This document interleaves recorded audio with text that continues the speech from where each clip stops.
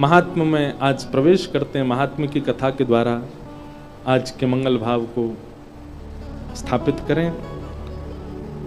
बोलो वृंदावन बिहारी लाल की। सच्चिदानंद रूपाय विश्वोत्पत्त्यादि हेतवे तापत्रय विनाशाय श्री कृष्णाय वयं नुमः। यं प्रव्रजन्तमनुपेतमपेत कृत्यं द्वैपायनो विरह कातरयाजुहाव पुत्रेति तन्मयतया तर्वोऽभिनेदुः तं सर्वभूत हृदयं मुनिमानतोऽस्मि। सच्चिदानंद रूपाय, भगवान के तीन रूप हैं, सत्य, चैतन्य और आनंद। स्वरूप ठाकुर जी के बहुत सारे हैं। जाकी रही भावना जैसी प्रभु मूरत देखी तिन तैसी, जैसी जिसकी भावना वैसे ठाकुर जी। पर इन समस्त भावनाओं वाले ठाकुर जी के तीन ही रूप हैं, सत्य, चैतन्य और आनंद। सबसे पहली बात, ठाकुर जी सत्य हैं, परम सत्य हैं।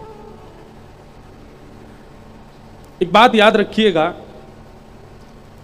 जिसके सामने उपस्थित होते ही आपके चित्त से अपने आप सत्य प्रकट होने लग जाता है, जिसके सामने उपस्थित होने पर आप झूठ नहीं रख पाते हैं चित्त में, या तो वो ठाकुर जी हैं या ठाकुर जी का कोई जन है। ये बात निश्चित मानिए। और किसी के समकक्ष जाने के बाद अत्यंत झूठ भी बोल लेते हो आप, खूब छुपा भी लेते हो, तो कहीं ना कहीं दो बात हो सकती है कि ठाकुर जी भी आए लेकिन आप में इतना कलयुग घर कर चुका है कि ठाकुर जी के आने पर भी कोई प्रभाव नहीं हुआ, आपने वहां भी झूठ बोल दिया। यदि किंचित भी भजन बना होगा ना जीवन में, तो ठाकुर जी की उपस्थिति या ठाकुर जी के किसी जन की उपस्थिति आपको असत्य नहीं बुलवा सकती, वहां सत्य प्रकट होगा ही होगा।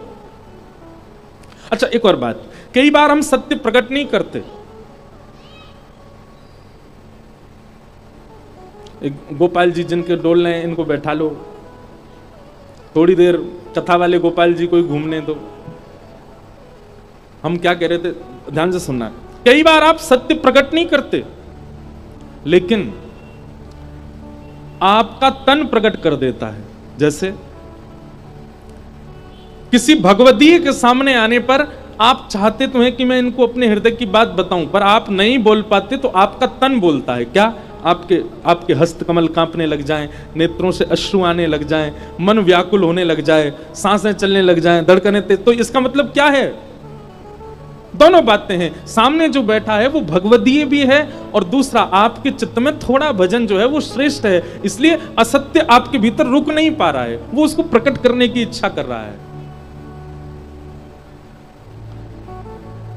ये भगवान का प्रथम स्वरूप है, सत्य। जिनके सामने सत्य रुक ना पाता हो, प्रकट हो जाता हो,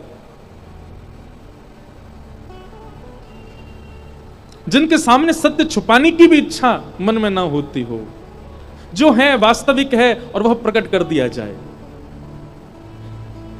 क्षमा कीजिएगा, बहुत नाम जप करने वाला, बहुत साधन करने वाला, बहुत कथाएं सुनने वाला, लेकिन सब काम करता है पर फिर भी असत्य बोलने में झिझकता नहीं है, तो कहीं ना कहीं उसके चित्त में वो भजन बाह्य है, आंतरिक नहीं, क्योंकि राक्षस स्वभाव है।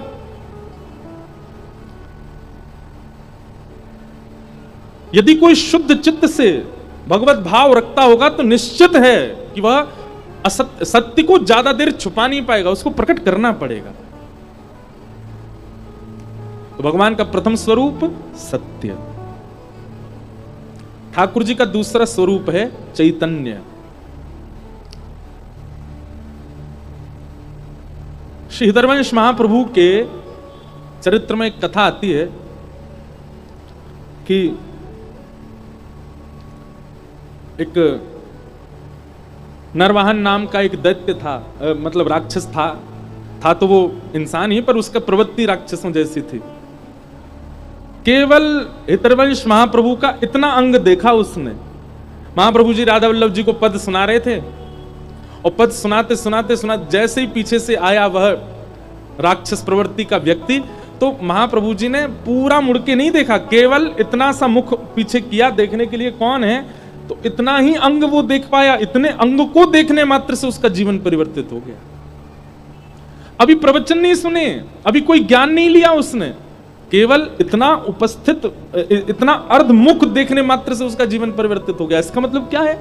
जिनको देखा उनको देखने से आपके विकार नष्ट हुए, आपके भीतर जो असत्यता थी वो सब नष्ट होती चली गई, सत्यता प्रकट होने लग गई। तो इसका मतलब वो भगवदीय ही हैं।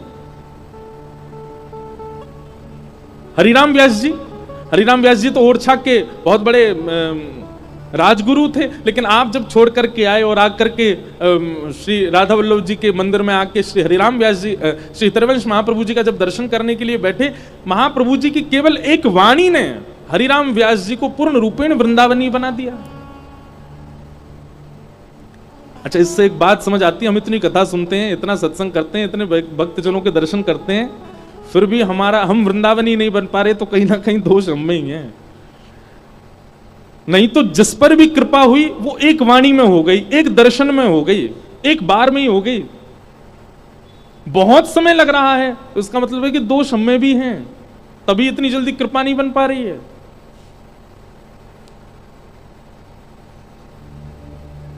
महाप्रभु जी का स्मरण भी इसलिए हो रहा है कि जब मैं गाड़ी से उतरा तो सबने यही कीर्तन कर दिया, जय जय राधा वल्लभ श्री हरिवंश, जय श्री वृंदावन श्रीवन चंद। इसलिए महाप्रभु जी बार बार याद आ रहे हैं।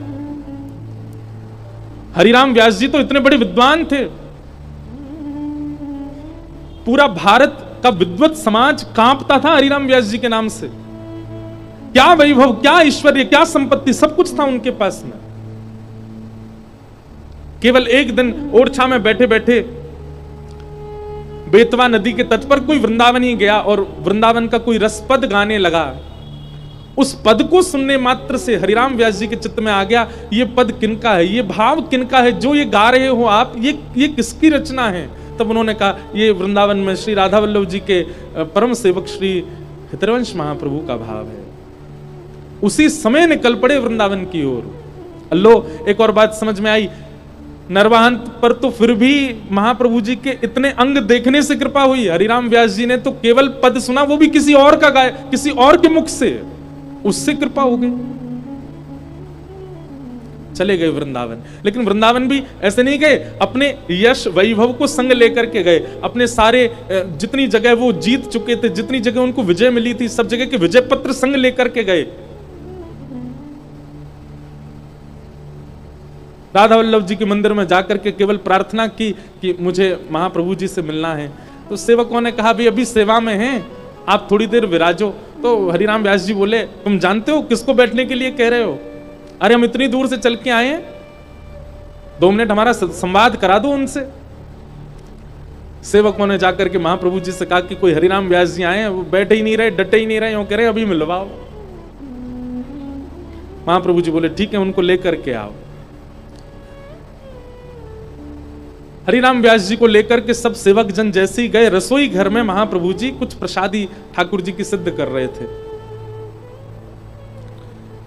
और जैसे ही हरिराम व्यास जी आकर के बैठे तो महाप्रभु जी ने क्या किया, चूल्हे में से अग्नि ठंडी करने लगे, पात्र उठा करके नीचे रखने लगे। सब जो क्रिया कर रहे थे वो विश्राम करने लगे। तो हरिराम व्यास जी ने आके कहा, भगवान ये आप क्या कर रहे हो? आप सेवा कर रहे हैं ठाकुर जी की, वो पूरी कर लीजिए, और हाथ से आप सामग्री बनाते रहो। मेरी तो जिज्ञासाएं मुख से बताने की है ना, मेरे प्रश्नों का उत्तर तो मुख से देना है। हाथ से सब्जी बनती रहेगी, सामग्री बनती रहेगी, मुख से मेरे उत्तर देते रहो। उसके बाद जो महाप्रभु जी ने उत्तर दिया, उसी से ही हरिराम व्यास जी का जीवन परिवर्तित। एक वाक्य ने महाप्रभु जी कहते हैं, व्यास जी आपके लिए मुख से उत्तर देना और हाथ से सामग्री बनाना, ये 2 काम हो सकते हैं,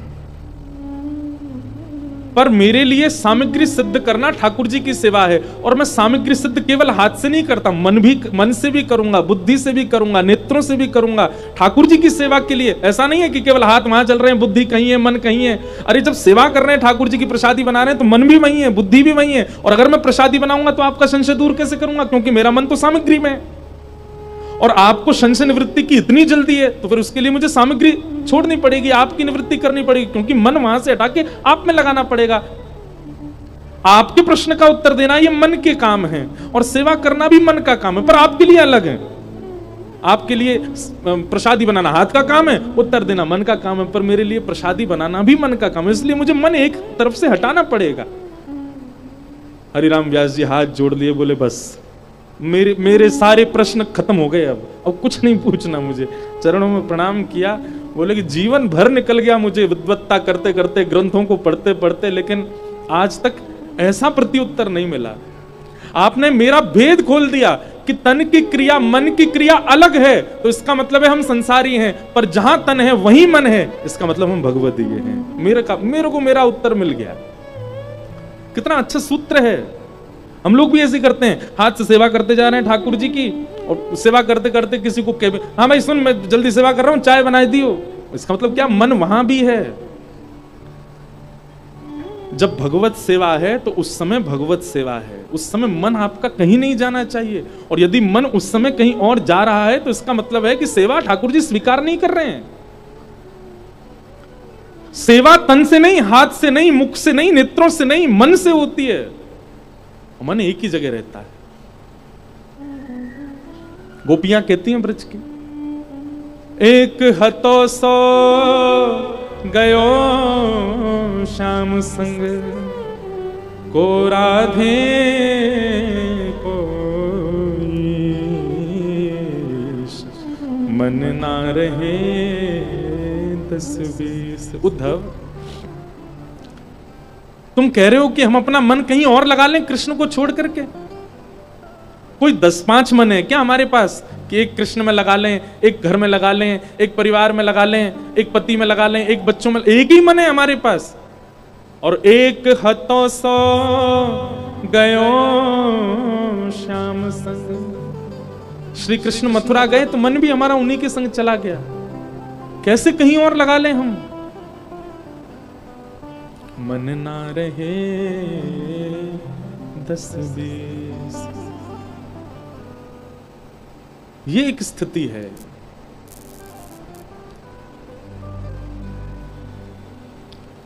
तो परमात्मा सत्य है, और परमात्मा को भजने वाले जो हैं, परमात्मा की सेवा करने वाले जो हैं, उनके अंदर भी बस सत्य गुण दिखने लगता है। और उस गुण का एक ही प्रमाण है कि वो जहां जाएंगे वहां सत्य अपने आप प्रकट होता चला जाएगा।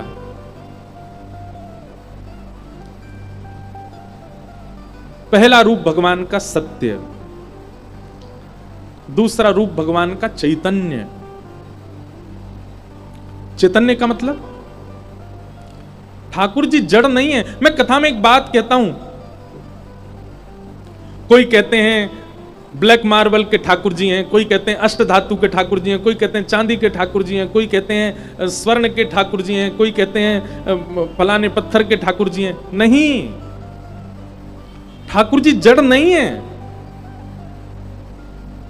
ये जड़त्व तो हमारे लिए एक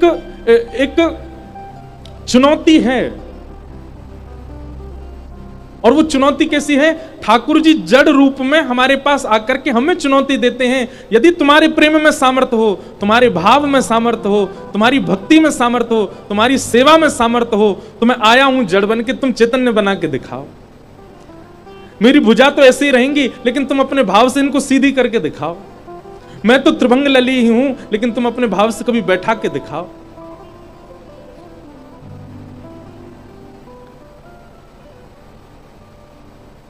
अरे कितने प्रमाण दें कि श्री ठाकुर जी ने अपने वैष्णव भक्त के कारण कितनी बार अपने रूप में परिवर्तन किया। श्री हरिराम व्यास जी के चरित्र में आता है कि हरिराम व्यास जी के श्री जुगल किशोर जी, उनके लिए कोई वंशी लेकर के आया, तो जुगल किशोर जी को वंशी जैसे ही पधराने लगे व्यास जी, तो वंशी थोड़ी बड़ी थी, ठाकुर जी के हस्तकमल में आ नहीं रही थी, तो व्यास जी ने थोड़ा सा श्रम किया तो श्री ठाकुर जी के अंग में से रक्त प्रवाहित होने लग गया, श्री जुगल किशोर जी के। हरिराम व्यास जी को बहुत बहुत मन में पीड़ा होने लगी, तुरंत चरणों में प्रणाम किया, जय जय क्षमा कर दो। अरे मैंने क्यों ऐसी भावना रखी कि आप जड़ हो? मैं क्यों भूल गया कि आप तो साक्षात चैतन्य हो? मैंने आपके हस्तकमल में पीड़ा दे दी ठाकुर जी, मुझसे अपराध बन गए हो। और हरिराम व्यास जी उसी समय अपने पुत्र को सेवा में करके और निकल पड़े वृंदावन की परिक्रमा में। सूर्य उदय से सूर्यास्त तक केवल परिक्रमा करूंगा, या को अपराध को प्रायश्चित करूंगा, मैंने ठाकुर